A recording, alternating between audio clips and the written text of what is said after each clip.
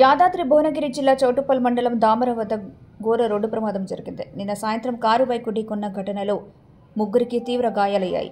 వారిలో ఒకరు చికిత్స పొందుతూ మృతి చెందారు. మృతునికి నష్టపరిహారం చెల్లించడంలో పోలీసులు జాప్యం చేస్తున్నారని గ్రామస్తులు, బంధువులు ఆగ్రహం వ్యక్తం చేశారు. దీంతో జాతీయ రహదారిపై బైఠాయింపుకు దిగడంతో ట్రాఫిక్ జామ్ ఏర్పడింది.